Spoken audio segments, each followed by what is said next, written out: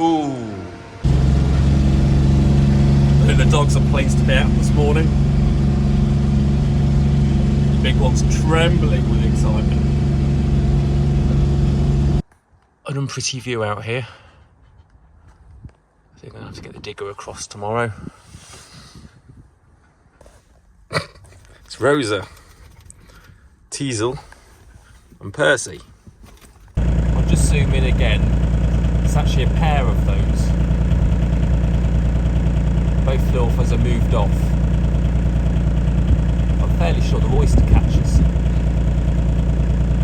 Now if we had oysters here, it could be an opportunity.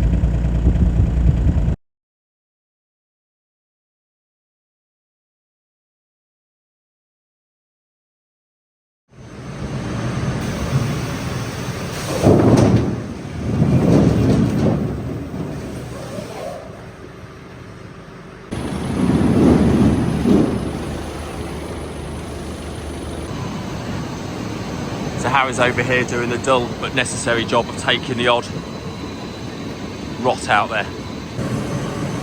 Which is not a bad thing anyway, because there's a few soft rots. You can tell it's a soft rot by the smell, not because it's going soft.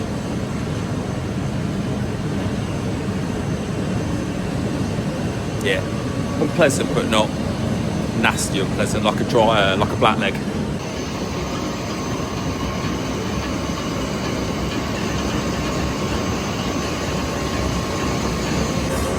And from this box tipper, into the belt, into the hopper, quick inspection, into another box filler. Let's look in this box. So if I squat down, this is a seed left over from last year. It looks rather freakish, doesn't it?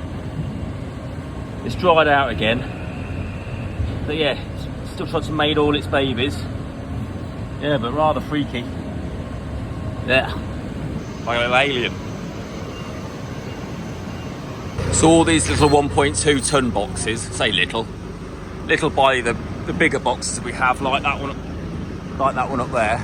So we're decanting these boxes into this little grader to get the mark out of these into the big boxes to go into the main store to keep to the end of the season.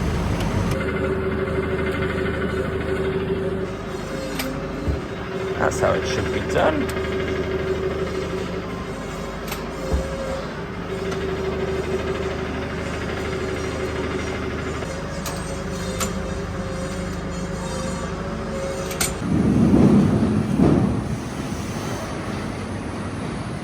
Just on the hoover brush, hard one-handed. We literally brush this every day because all the boxes have got loose soil. Just stop. Because all the boxes have got loose soil in. Every little movement shakes little crumbs out. So it's just what we have to put up with. But if we don't do it, it just gets thicker and thicker and thicker and thicker. So we've got to do this at least once a day.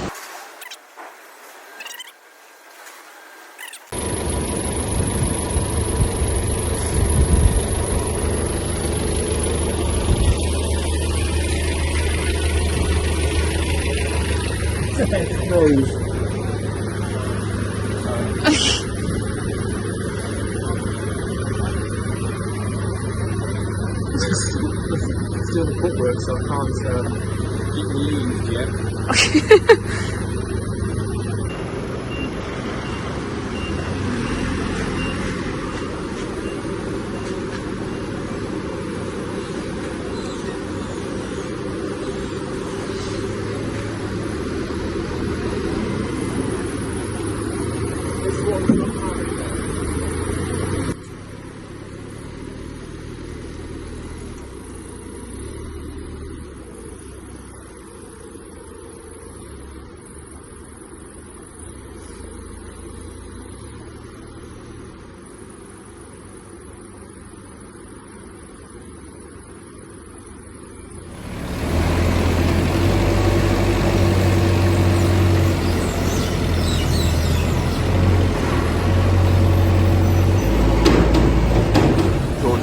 Jumbo bin with a machine here.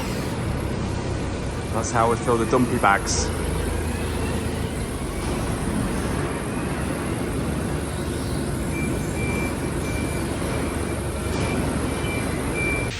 quite delighted. I'm on top of the palletizer, and I thought, while the two boys are loading the lorry, I'll just grease this turntable on this palletizer, because it's a bit like a forklift. It's everybody's tool, so nobody looks after it. You kind of have to make the point of getting up here and actually checking it a bit. And of course, got the grease gun. Because it's the fiddliest place, I knew I'd run out of grease within seconds. And I did, so that's marvellous. Ta-da! Oh, pre-anticipated or what?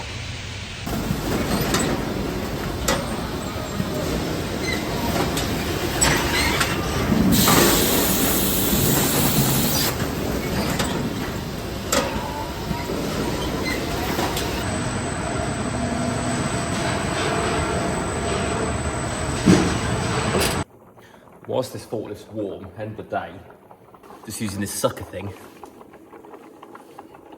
to suck the warm engine oil out of the engine. I've never used it before in this capacity, but it's what it's for apparently.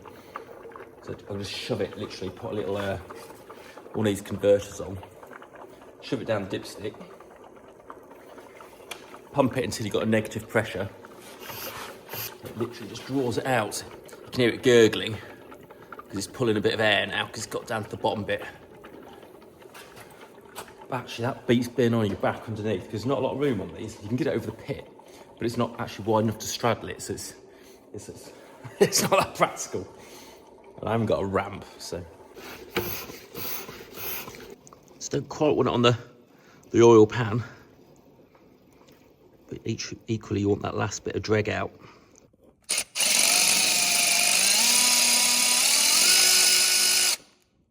Though I am really curious to see how much is left in it, so I'll whip this bottom plate off. There's a bit of a stretch. Nice.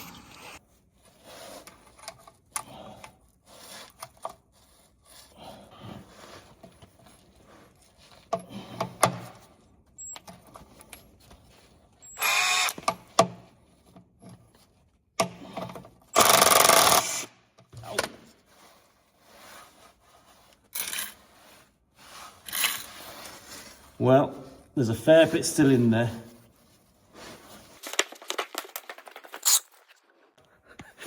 As you can see, that sucker thing was disappointing. Oh dear, look. And he thought there'd be like a dribble in it.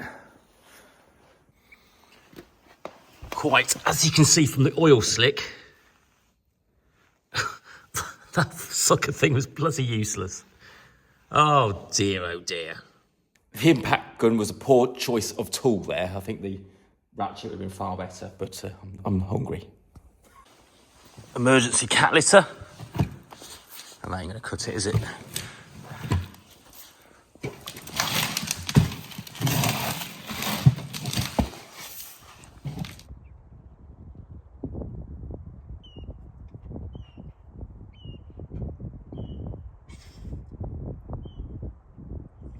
Sweet little thing.